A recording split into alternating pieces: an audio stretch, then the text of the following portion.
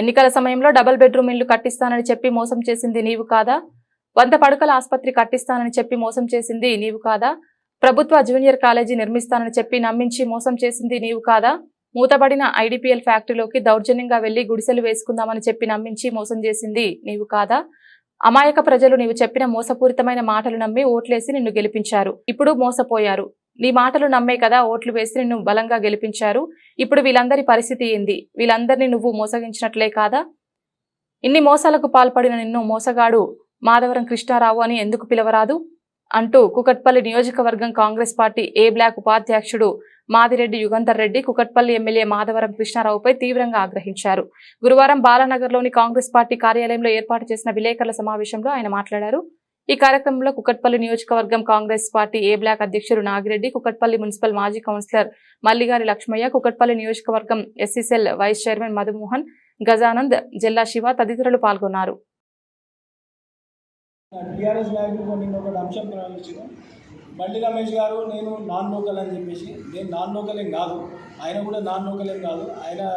ఆయన మొత్తం అన్ని నియోజకవర్గం మీద పట్టున్నది, జిల్లా మీద అన్నింటి మీద పట్టున్నది. ఆయనకు మొత్తం మేడ్చల్ మల్కాజ్గిరి జిల్లా మీద పట్టున్న నాయకుడు ఆయన నాన్ లోకల్ అనేది మీరు అటువంటి మాటలు తగ్గించుకోవాలి, ఇంకోసారి మాట్లాడొద్దని చెప్పేసి బండి రమేష్ గారు ఇంకోసారి విమర్శించొద్దని చెప్పేసి నేను ఈ ప్రెస్ మీట్ ద్వారా నేను చెప్తా ఉన్నాను. మొదటిసారి కృష్ణారావు ఎమ్మెల్యే కృషి చేసింది కూడా బండి రమేష్ గారు. మొదటిసారి కృష్ణారావు ఎమ్మెల్యే గారిని అప్పుడు బీఆర్ఎస్ పార్టీలో ఉన్నప్పుడు కృషి చేసింది ఆయన అని చెప్పేసి వాళ్ళని వాడుకోవడం తప్ప దళితులని వాళ్ళని ఫైనాన్షియల్గా కానీ ఆర్థికంగా కానీ ఇప్పటి వరకు బీఆర్ఎస్ ప్రభుత్వం వాళ్ళని ఆర్థికంగా కూడా ఇలాంటి పైకి తీసుకురాలేదు. దళితులు అంటే వాడుకోవడానికి బీఆర్ఎస్ పార్టీకి ఒక బిరుదు లేక బీఆర్ఎస్ పార్టీ దళితులను వాడుకుంటున్నారు తప్ప దళితులకి బీఆర్ఎస్ పార్టీ చేసింది ఏమీ లేదు. గతంలో వాళ్ళు దళిత బంధు ఇస్తా అని చెప్పి దళిత బంధులో మోసం చేసి ఈరోజు ప్రెస్ మీట్ పెట్టింది కూడా మళ్ళీ అదే మా దళిత సోదరులతో విమర్శలు చేపిస్తున్నారు తప్ప వాళ్ళు ముందుకు రావట్లేదు. ఎందుకు? దళితులను వాడుకోవాలనే ఒక ఉద్దేశంతోనే మా దళితుల నాయకులతోనే అక్కడున్నది కూడా మా దళితులే, మా బీఆర్ఎస్లో ఉన్న ఇంక ఇతర పార్టీలు ఉన్న వాళ్ళు మా దళితులే కాబట్టి మా సోదరులతోనే విమర్శలు ఇప్పిస్తారు తప్ప ఇతరులు లేరా మీ పార్టీలో? అంటే దళితులు అంటే ఒక దళితులు అనేది ఒక మీరు వాడుకోనేక, దళితులు అనేవాళ్ళు ఓన్లీ మీరు వాడుకోనేక అని చెప్పి కూడా నేను ఈరోజు కృష్ణారావు గారికి బీఆర్ఎస్ నాయకులని నేను ప్రశ్నిస్తూ ఉన్నాను.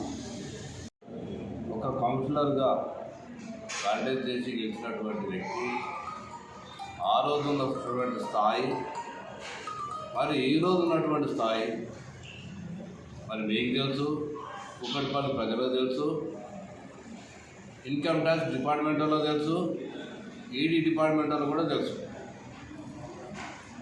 తను ఎన్నికల్లో చెప్పినటువంటి 90% అభివృద్ధి ఎక్కడ జరిగిందంటే కామన్ చెరువు 908లో హరిజనుల స్థలాన్ని కబ్జా చేసి బంగారు కట్టెలు తీసుకున్నటువంటి కృష్ణారావు ఈరోజు బండి రమేష్ గురించి ఆయన స్థాయికి నువ్వు సరిపోవు, ఆయన నాన్ లోకల్ అని చెప్పి విమర్శించడం నీకు తగదు. ఏదైతే హవా మీద గెలిచి ఆ రోజు టీడీపీలో తర్వాత టీఆర్ఎస్లో హవా మీద గెలిచి పొద్దున్న 6 నుంచి 7 గంటల వరకే దర్శనం ఇచ్చినటువంటి మరి ఎమ్మెల్యే గారు ఈరోజు కొంచెం ప్రజలు కనిపిస్తున్నారు. ఎక్కడ 100 గంటలు ఇక్కడ అక్కడ కూడా ఏదైనా స్థలం ఉన్నట్టుంటే కబ్జా చేసుకోవడానికి రెడీగా ఉన్నటువంటి ఆయనే అనుంగా బలగం దమ్ముంటే వస్తావా?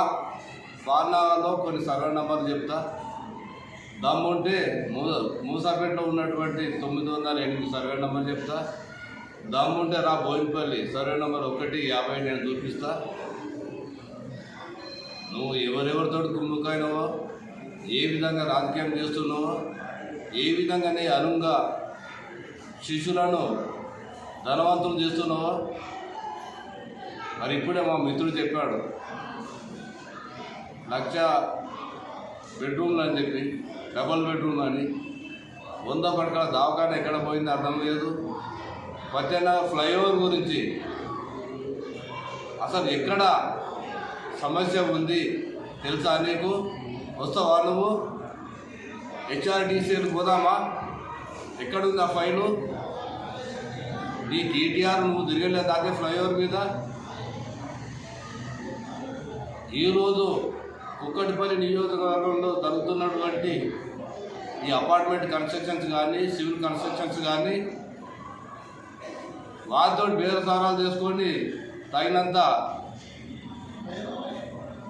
అమ్యామ్యం దొరకకపోతే వాటన్నింటినీ ఇలా సీజ్ చేయించింది నువ్వు కాదా?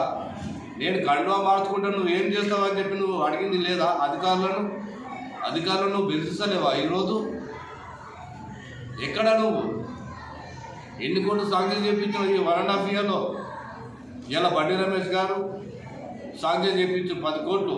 మరి ఈరోజు ఇంకా 15 కోట్ల శాంక్షన్ గురించి రెడీగా ఉందా నీ దగ్గర? దమ్ము లేని మాటలు, పిరిగిపోయిన మాటలు, ఎస్సీ సోదరులు ముంగడ పెట్టుకొని పబ్బము గడుపుకునే రోజులు పోయినాయి.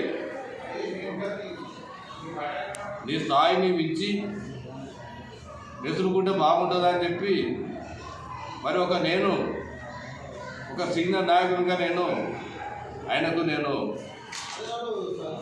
హెచ్చరిస్తున్నాను.